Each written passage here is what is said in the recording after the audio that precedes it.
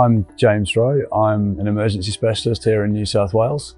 I am the first person that you meet, well, second or third after the triage nurse really, when something bad's happened and you've come to the emergency department. Whatever it is, whether you've stubbed your toe, whether you're having a heart attack, I go into work and I have literally no idea, even as I walk through the doors, what I'm going to be faced with that day, what I'm going to deal with that day. And there really can't be many jobs like that, and where you help people. When you look at the outside of a hospital, it looks like we've got a bunch of doctors who could all do anything. And that's really not true. We are all very specialized in our roles. So you might need a bone surgeon, you might need a heart doctor, you might need someone who specializes in mental health. But trying to find your way through that is really hard, and that's where I come in and I try and pick apart what's been going on. I mean, this is the bulk of our job now, to work out who would be the most appropriate group of professionals to look after you on what for most people coming through my doors is the worst day of their life. So I moved from the UK to New Zealand,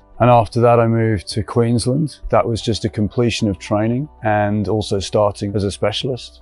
When the right job came up in New South Wales, we made the decision as a family that it was the right time to move and to be part of a new adventure. When you move around as much as I have, there's a lot of renting, there's a lot of setting up home, and that's expensive. We rented with the intention to buy at some stage, and one of my really good friends is with BOQ Specialist and said, you really should be with BOQ Specialist. At BOQ Specialist, we've got a really good understanding of our clients, being doctors, dentists and vets. We understand that they have a lot of time constraints with the shift work that they do, and they may not be able to pop into a retail bank branch through 9 till 5. So we are able to do a lot of things differently that they may not be able to get from a standard or typical retail bank.